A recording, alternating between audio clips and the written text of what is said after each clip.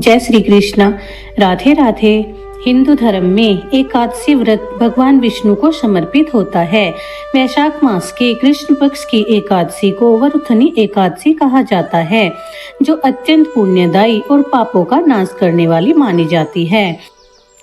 वरुथनी शब्द का अर्थ होता है रक्षा करने वाली। यह एकादशी व्यक्ति को पापों, कष्टों और दुर्भाग्य से बचाती है।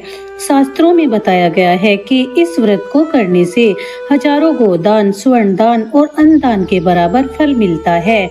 यह व्रत अश्वमेध यज्ञ के बराबर फल देता है। इस व्रत से व्यक्ति को स्वर्ग और मोक्ष की प्राप्ति होती है। यह व्रत सौभाग्य, सुख, समृद्धि को बढ़ाता है। जो व्यक्ति श्रद्धा से इस व्रत को करता है, उसके जीवन से दरिद्रता दूर हो जाती है। भगवान विष्णु की विशेष कृपा प्राप्त होती है। व्रत की विधि: एक दिन पहले दशमी तिथि में सात्विक भोजन करे, लहसुन, प्याज, मांस, मदिरा का त्याग करे, मन को शांत रखे।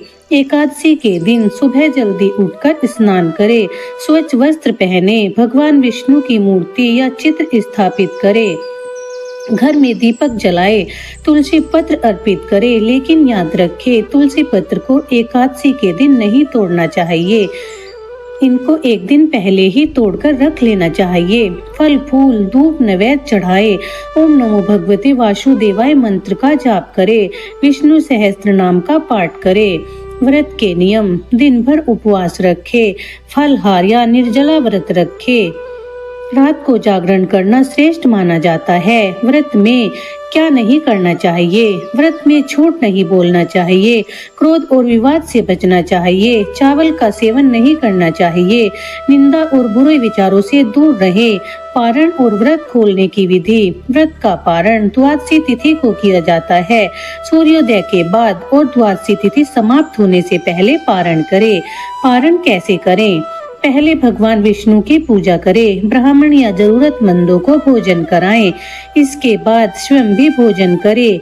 दान का महत्व: इस दिन दान करना अत्यंत शुभ माना जाता है। अन्न दान, वस्त्र दान, जल दान, स्वर्ण दान। यदि संभव हो तो दान करने से व्रत का फल कई गुना बढ़ जाता है। वरुथनी एकादशी के विशेष लाभ: पापों का नाश, रोगों से मुक्ति, धन समृद्धि में वृद्धि, परिवार में सुख शांति, वैवाहिक जीवन में मधुरता, मोक्ष की प्राप्ति। शास्त्रों में वर्णन है कि जो व्यक्ति वरुथनी एकादशी का व्रत करता है, वह सभी दुखों से मुक्त होकर भगवान विष्णु के धाम को प्राप्त करता है।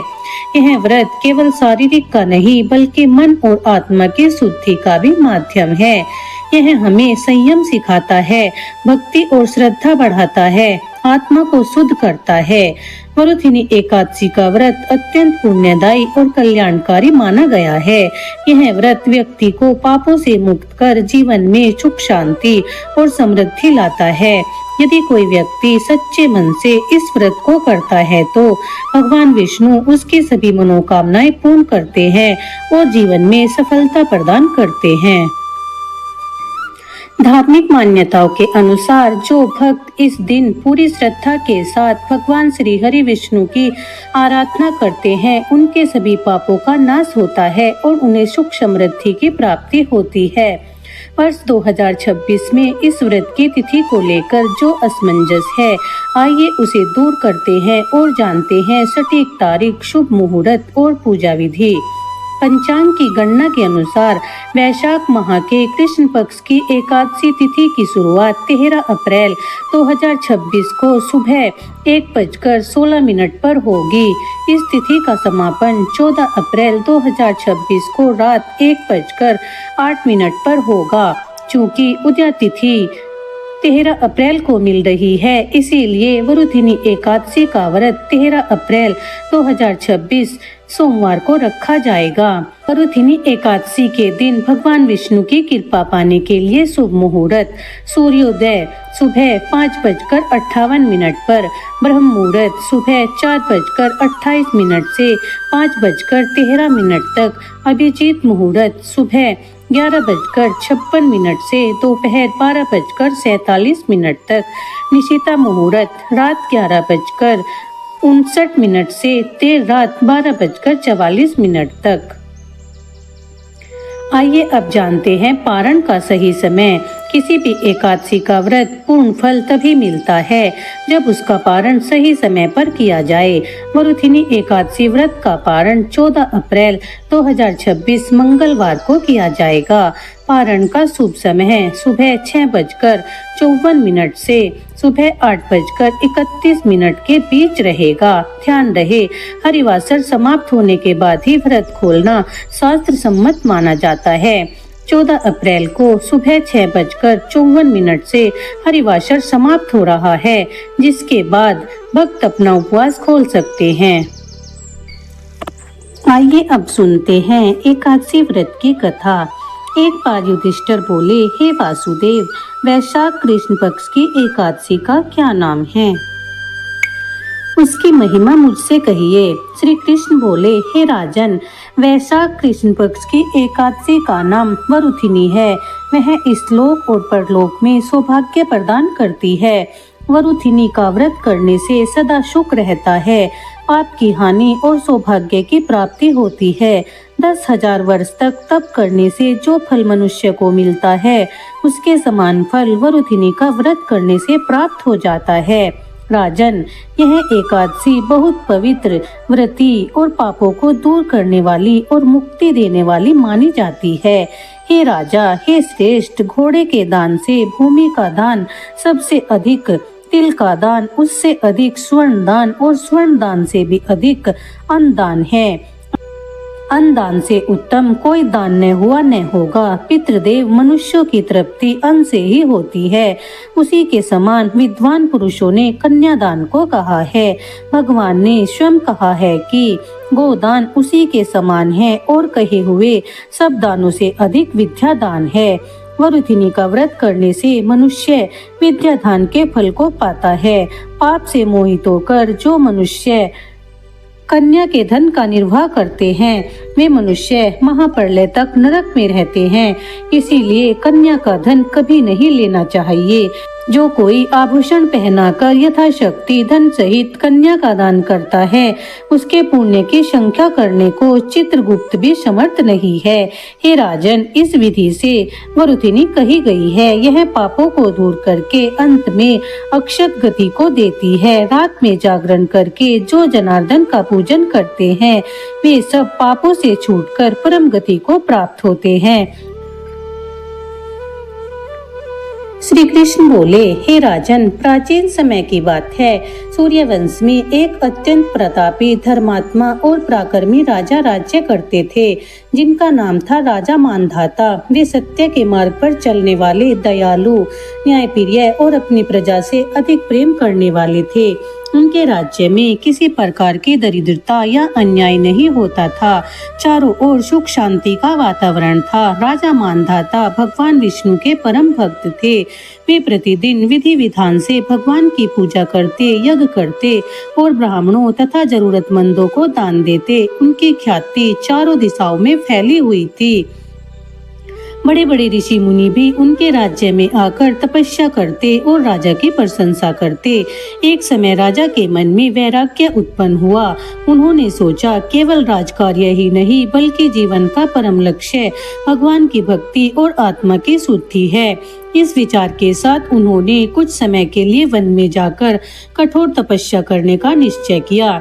राजा मानधाता वन में चले गए और एक पवित्र स्थान पर बैठकर भगवान विष्णु का ध्यान करने लगे। वे कई दिनों तक अन्न जल का त्याग करके केवल ध्यान और जप में लीन रहे। उनका मन पूरी तरह भगवान में स्थिर हो गया था। एक दिन जब वे गहन ध्यान में बैठे हुए थे, तभी अचानक वहां पर एक भयंकर और विशाल भालू आ गया। वह अत्यंत क्रूर और हिंसक था। उसने राजा को देखा और उन पर आक्रमण कर दिया। राजा उस समय पूर्णतः ध्यान में लीन थे, इसीलिए उन्हें बाहरी संसार का कोई ज्ञान नहीं था। भालू ने उनके शरीर को अपने नुकीले पंजों और दांतों से घायल करना शुरू कर दिया। वह राजा को नोचने लगा। राजा को अत्यंत पीड़ा हो रही थी, लेकिन फिर भी उनका ध्यान भगवान से नहीं हटा। धीरे धीरे जब पीड़ा असहनीय हो गई, तब राजा ने मन ही मन भगवान विष्णु का स्मरण किया। उन्होंने प्रार्थना की, हे प्रभु, मैं आपकी शरण में हूँ। यदि मेरी भक्ति सच्ची है तो कृपा करके मेरी रक्षा करे। राजा की यह करुण पुकार सुनकर भगवान विष्णु तुरंत प्रकट हुए। उनका दिव्य स्वरूप अत्यंत तेजस्वी था। उन्होंने अपने हाथ में धारण किए हुए सुदर्शन चक्र को घुमाया और भालू का वध कर दिया। भगवान विष्णु ने राजा को संकट से बचाया, लेकिन तब तक राजा का शरीर पूरी तरह घायल हो चुका था। उनके कई अंग क्षत विक्षत हो गए थे। वे अत्यंत दुखी और चिंतित थे। राजा ने भगवान विष्णु से विनम्रता से पूछा, हे प्रभु, मैंने जीवन भर धर्म का पालन किया, दान पुण्य किया और आपकी भक्ति की, फिर भी मुझे इतना भयानक कष्ट क्यों सहना पड़ा? भगवान विष्णु ने शांत स्वर में उत्तर दिया, हे राजन, इस संसार में प्रत्येक जीव को अपने कर्मों का फल अवश्य भोगना पड़ता है। तुमने पूर्व जन्म में एक पाप किया था, उसी का परिणाम तुम्हें इस रूप में मिला है। यह सुनकर राजा अत्यंत व्यथित हो गया। उन्होंने फिर पूछा, हे प्रभु, क्या इस पाप से मुक्ति का कोई उपाय है? क्या मैं फिर से अपने पूर्व स्वरूप को प्राप्त कर सकता हूँ? भगवान विष्णु ने करुणा से भरकर कहा, हे मानधाता, यदि तुम वैशाख मास के कृष्ण पक्ष की वरुथिनी एकादशी का व्रत श्रद्धा और भक्ति से करोगे तो तुम्हारे सभी पाप नष्ट हो जाएंगे। तुम्हारा शरीर पुनः सुंदर और स्वस्थ हो जाएगा और तुम्हें सुख समृद्धि की प्राप्ति होगी। भगवान के वचनों को सुनकर राजा के मन में आशा जाग उठी। उन्होंने भगवान को प्रणाम किया और व्रत करने का संकल्प किया। समय आने पर राजा मानधाता ने पूर्ण विधि विधान और श्रद्धा से वरुथिनी एकादशी का व्रत किया। उन्होंने दिन भर उपवास रखा, भगवान विष्णु का ध्यान किया, मंत्र जाप किया और पूरी रात जागरण करके भक्ति में लीन रहे। उनकी भक्ति और व्रत की शक्ति से धीरे धीरे उनके शरीर में परिवर्तन होने लगा। उनके घाव भरने लगे, अंग पुनः स्वस्थ होने लगे। उनका शरीर पहले से अधिक तेजस्वी और सुंदर हो गया। राजा मानधाता अत्यंत प्रसन्न हुए। उन्होंने भगवान विष्णु को हृदय से धन्यवाद दिया और जीवन भर इस व्रत का पालन करने का संकल्प लिया। इसके बाद वे अपने राज्य में लौट आए। उनकी प्रजा ने भी उनका भव्य स्वागत किया। राजा ने पहले से अधिक धर्म, दान और भक्ति का मार्ग अपनाया। उनके राज्य में पुनः सुख, शांति और समृद्धि का वातावरण स्थापित हो गया।